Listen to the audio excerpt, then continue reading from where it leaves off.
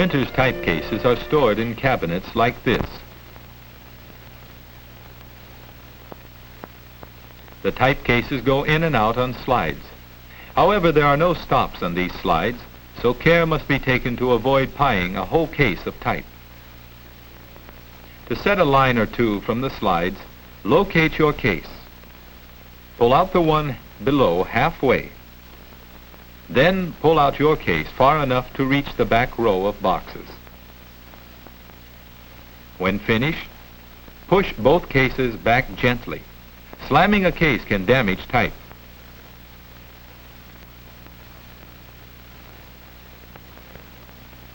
This is the proper way to take a case out of the cabinet.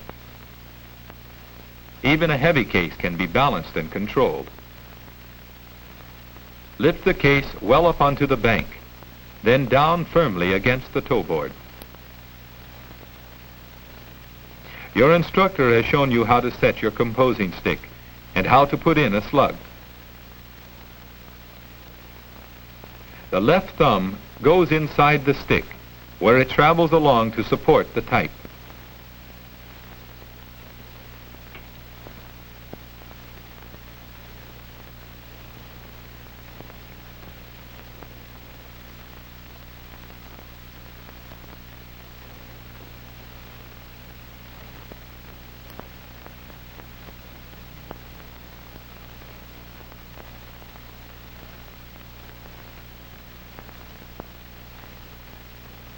Type is always set upside down, from left to right.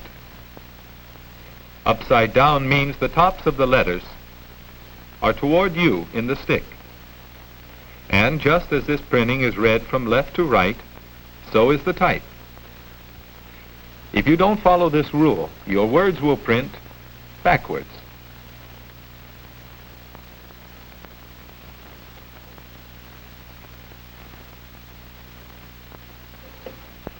To make it easier for the camera to follow, this student will set a line of lowercase e's.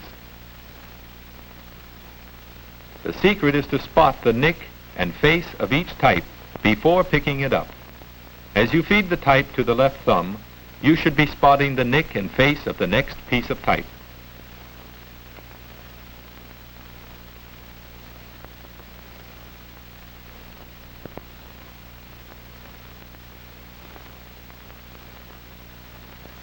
This is no lazy thumb.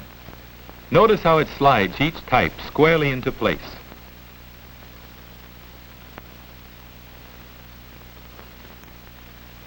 Concentrate on looking for the face and the nick as the type lies in the case. As soon as your fingers reach the type, spot the next letter.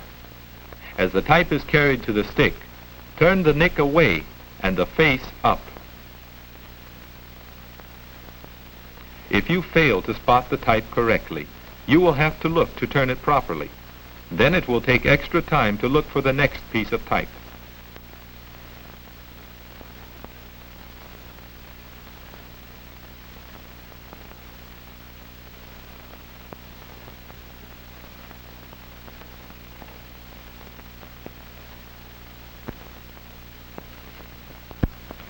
Check the line carefully for errors. If you discover a wrong letter, push it out of line with the correct letter.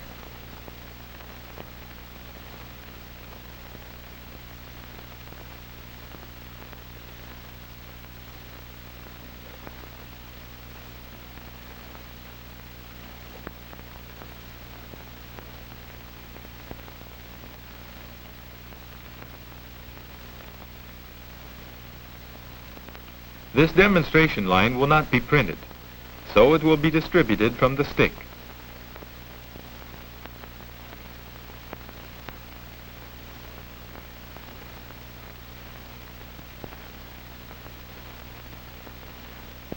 Later you will be shown how to distribute from your left hand.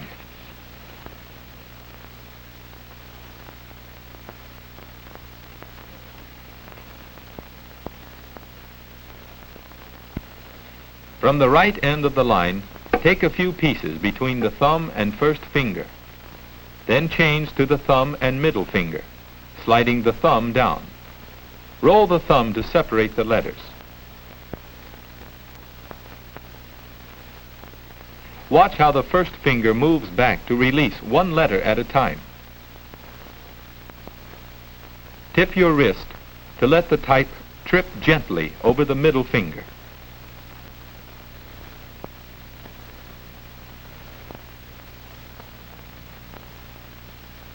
In slow motion, you can see how the type lands on the body, not the face.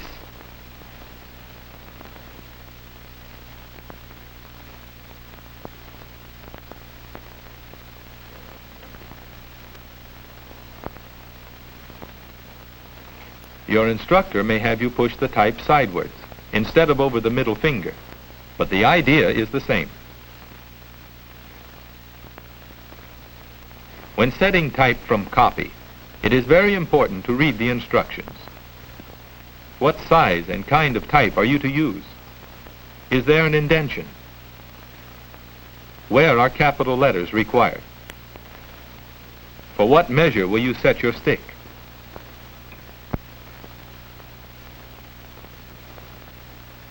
Notice the action of the left arm. Can you tell why it follows the right arm?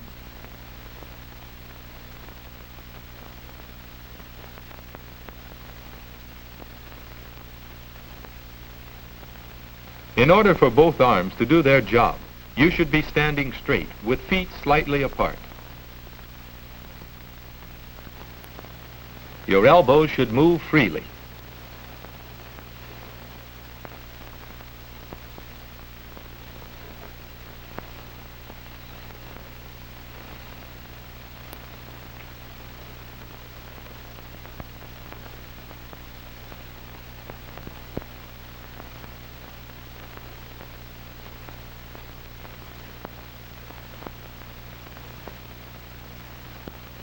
After you have checked carefully for errors by comparing with your copy, make the line snug in the stick as your instructor has shown. He will okay the first few lines you set.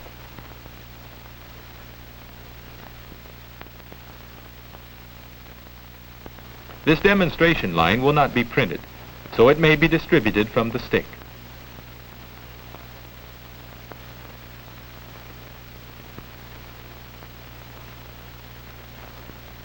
Lift out a word or two. Glance at the letters. Then spell the words back into the case. Can you tell why it is not necessary to look at each letter as it is distributed? On long words, you will find it easier to pick up only a syllable or two.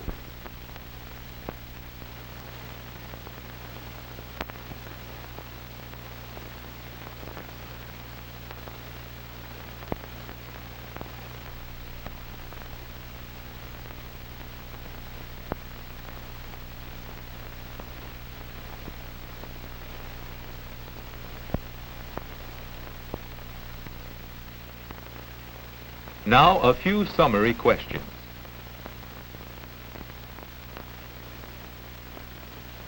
What are the two important jobs of the left thumb?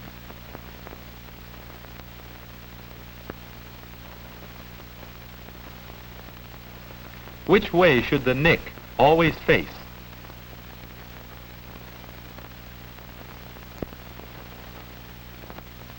In which direction is type always set?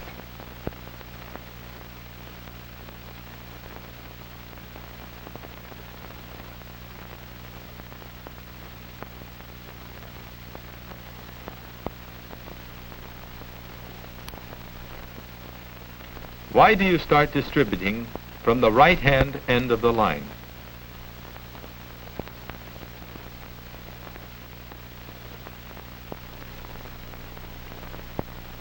Working with type will feel awkward at first, but with good work habits and a little practice, you will soon be setting and distributing with accuracy and speed.